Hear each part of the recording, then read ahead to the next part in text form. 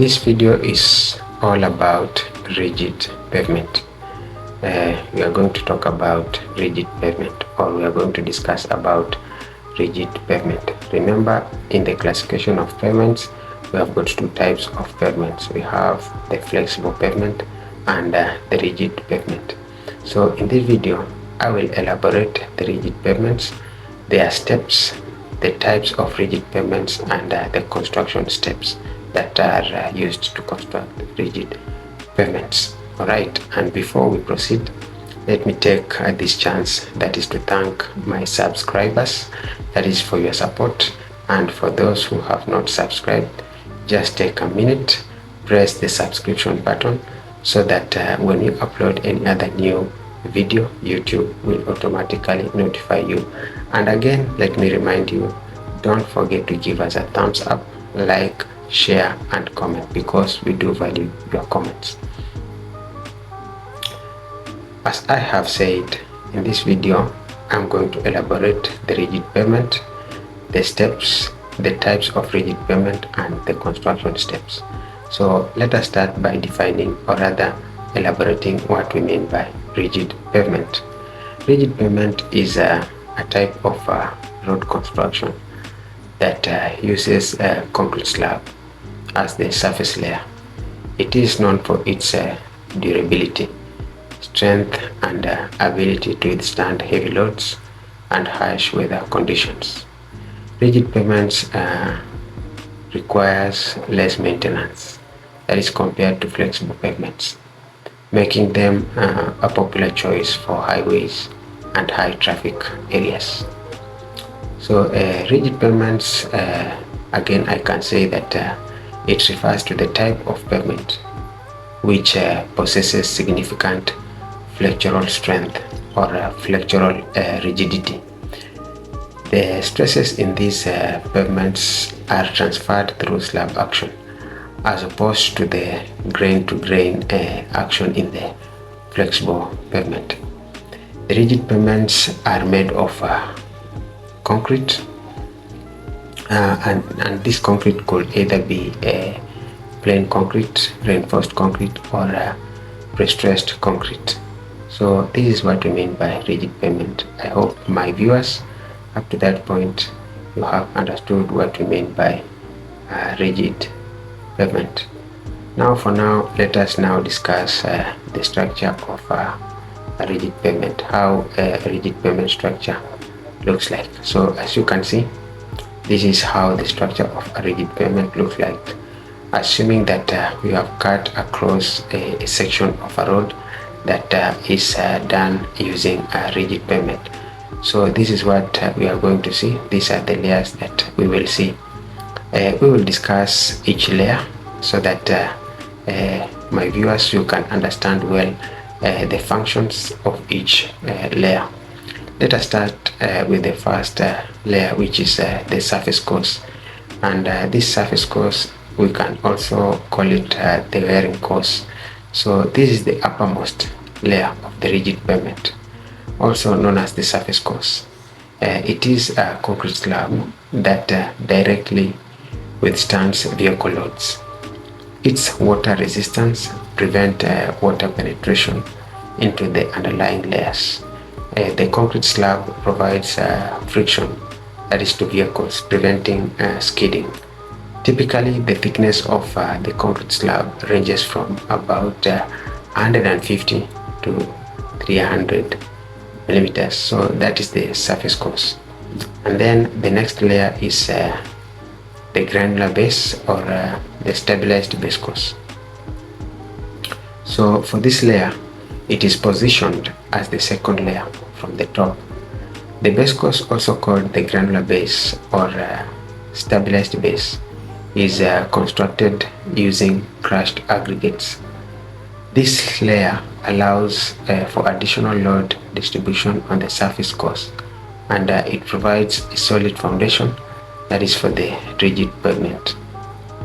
Installing a subsurface drainage system is beneficial, and in frost-prone areas, the stabilized base course helps control frost action and minimizes subgrade soil swelling. So the foundation course should have at least a minimum thickness of 100 millimeters. The other layer is the granular subbase or stabilized subbase course. So this is the third layer. In contact with the base course and the subgrade soil is the granular subbase or stabilized subbase course. While of lower quality compared to the base course aggregates, they are of higher quality than the subgrade soil. In low traffic situations, subbase course may not be necessary, but when the loading exceeds 100,000 pounds, it should be included, and its primary function is to support the upper layer and also to control frost action and prevent fines from the subgrade soil from infiltrating the surface layer. Additionally, the subbase course improves drainage capabilities. Right, I hope up to that point, my viewers, you have understood those three layers. And then let us talk about now the subgrade soil, which is the other layer. So the subgrade soil, it forms the existing soil layer that undergoes compaction, that is using machinery to establish a strong foundation for the rigid pavement. The subgrade soil experiences less stress as compared to the top layers as tension decreases with the depth. So the subgrade soil can vary significantly, and their response to forces from the upper layer depends on factors such as texture, density, and the moisture content, and strength as well. Therefore, a thorough subgrade inspection should be conducted, that is prior to construction, and the layers above the subgrade should be designed, that is to minimize displacement of subgrade soil layers and reduce the pressure exerted that is on the subgrade soil. So up to that point, my viewers, those are the layers, that is or rather that is the structure for the rigid pavement. Now let us talk about types of rigid pavement. So rigid pavements are made of concrete, and they are designed to distribute loads over a wide area, that is providing a durable and long-lasting surface, that is for the roads, airports, and other heavy-duty applications. There are three common types of rigid pavement. There are three types of rigid pavement. So type number one of rigid pavement is the jointed plain concrete pavement. Jointed plain concrete pavement, that is in initials, we can call it the JPCP. JPCP, jointed plain concrete pavement, is one type of rigid pavement. So the JPCP is the most commonly used type of rigid pavement, as you can see it, and it consists of long slabs of concrete with transverse and longitudinal joints. The transverse joints are typically spaced at regular intervals, that is to control cracking caused by the natural expansion and contraction of the concrete, that is due to temperature changes. And longitudinal joints are placed at the edges of the pavement and provide lateral support to the slabs. Therefore, JPCP is cost effective, and it is relatively easy to construct. So that is the first type of rigid pavement. And then we have the second type of rigid pavement, which we refer it using initials is JRCP. JRCP, that is in full, is jointed reinforced concrete pavement. Jointed reinforced concrete pavement, that is our second type of rigid pavement. Also, again, as you can see it, The JRCP is similar to JPCP, but it includes steel reinforcement within the concrete slabs. The reinforcement helps to control cracking and improve the overall strength of the pavement. It is often used in areas where we have or areas where we experience heavy traffic or highway loads are anticipated, where we've got anticipation of high hill loads. So that is the third type of rigid pavement. And then we have last but not least is the continuously reinforced concrete pavement. Continuously reinforced concrete pavement, CRCP.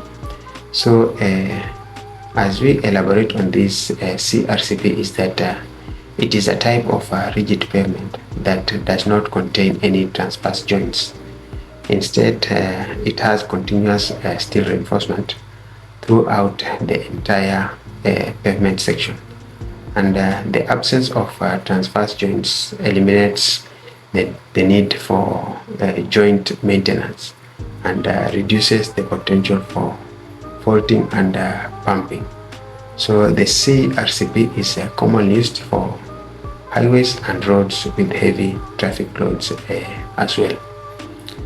Up to that point, my viewers, I hope now you have also understood the types of rigid pavements that we do have, or the types of rigid pavements that exist. Alright, as we carry on, now let us see the differences that we have between a rigid pavement and flexible pavement. We are just trying to compare, or rather we want to see the differences of the rigid pavement and the flexible pavement.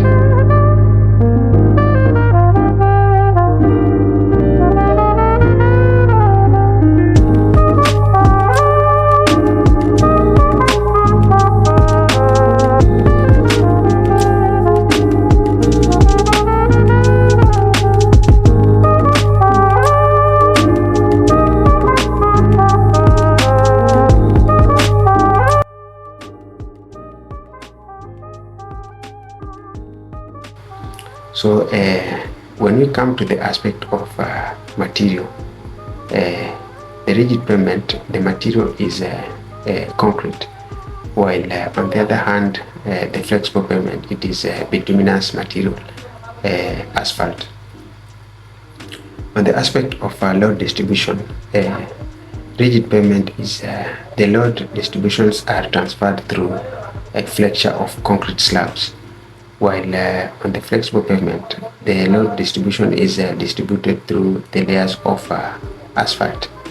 And then you have another aspect of structural behavior. The aspect of structural behavior on the rigid pavement, it is rigid and inflexible, while on the other hand, the flexible pavement is flexible and resilient. Another aspect is the aspect of construction, because on the rigid pavement, it is constructed using concrete, as I have said earlier, and when it comes to flexible pavement, the construction is done using multiple asphalt layers. Let us see the aspect of maintenance. In the aspect of maintenance, rigid pavement is it is less susceptible to deformation or rutting, while on the other hand, flexible pavement may experience deformation and rutting. We have this aspect of cracking. On the rigid pavement, it tends to develop random cracks, while flexible pavement may develop reflective or fatigue cracks. And then we have another aspect of resurfacing. So the rigid pavement requires complete replacement of the slab in case there is that resurfacing. But on the other hand, the flexible pavement, it can be resurfaced or overlaid with new asphalt. The aspect of noise generation, rigid pavement generates a higher tire pavement noise, while on the other hand, the flexible pavement generates relatively lower noise levels. And then we have got this aspect of climate suitability. So when it comes to climate suitability, rigid pavement performs well in hot and dry climates, while flexible pavement performs well in cold and wet climates. And then lastly, when we compare these two pavements in terms of temperature variations, rigid pavement has got temperature stresses and the temperature stresses are developed due to temperature variations. That is for the rigid pavement, while on the other hand, that is the flexible pavement, no effect due to temperature variations. And then last but not the least, the aspect of durability is that rigid pavement, it has got a higher durability as compared to flexible pavement. Its durability is less. So again, hopefully my viewers, up to that point you have been able to understand, or rather you have been able to understand the differences between these two types of pavements. So those are the actually the differences, or rather the comparisons of the two types of pavements. But don't go out of the topic, because we were focusing on the rigid pavement. So I hope my viewers, up to that point we are still together. And now let us see the construction steps of the rigid pavement, how this rigid pavement is done.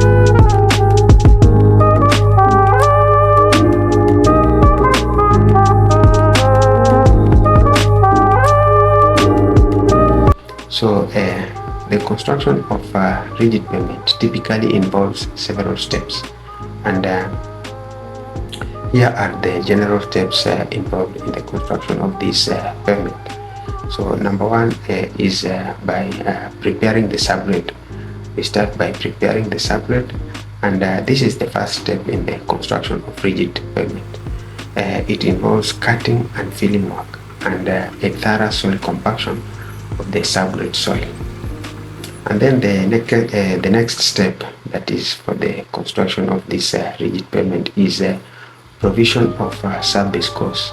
So this course comprises broken stone pieces mixed with sand and is generally provided in rigid pavement in case the subgrade soil is weak.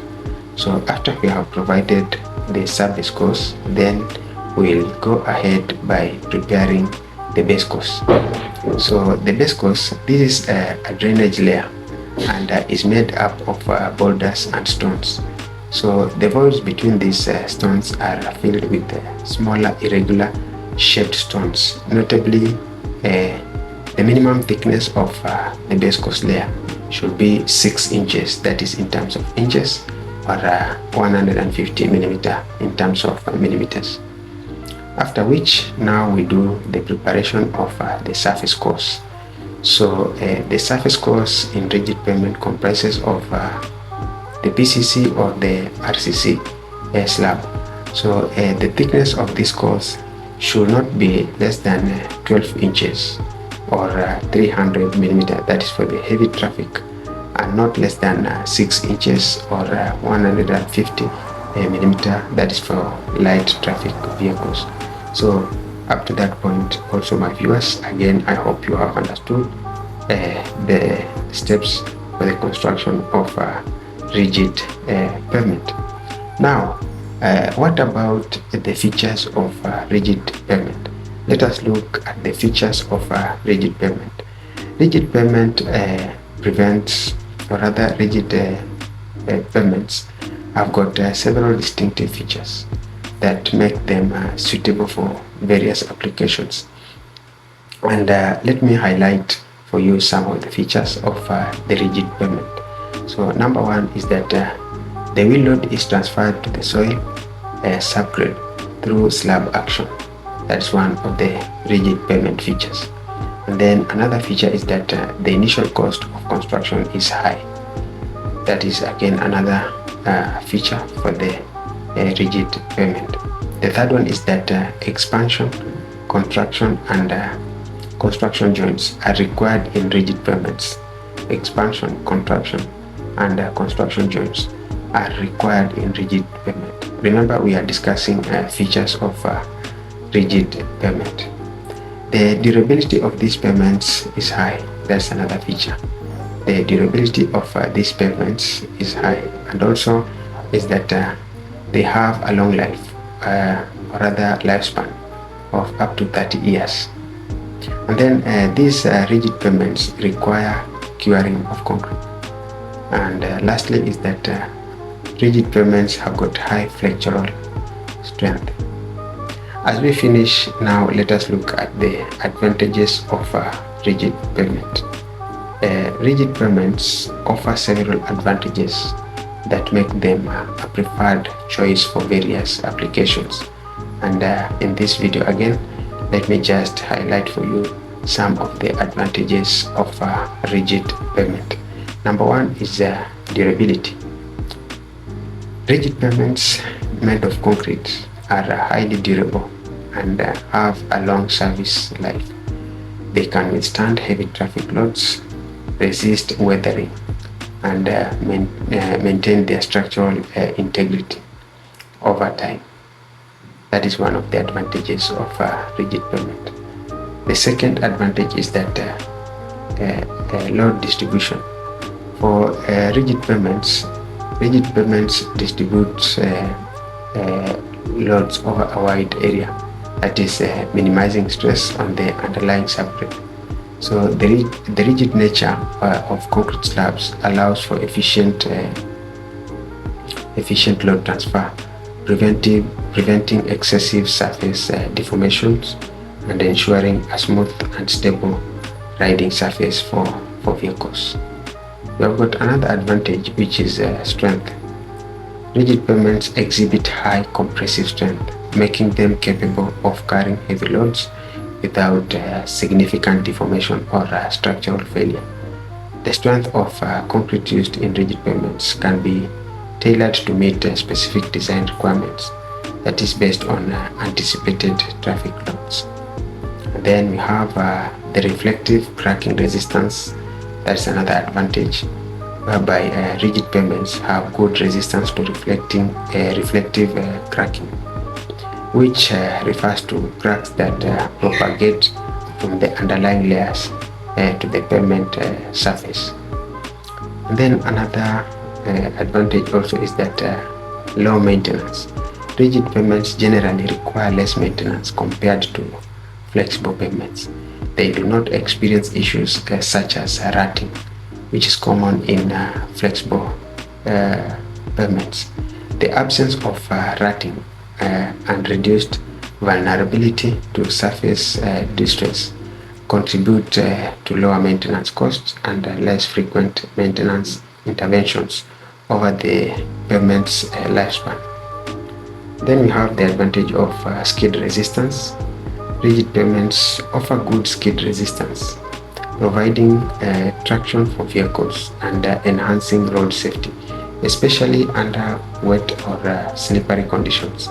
The surface texture of the concrete and any other surface treatments applied during construction can further enhance skid resistance. And then finally we have the stiffness. Rigid pavements have high stiffness, resulting in minimal deflections under traffic loads.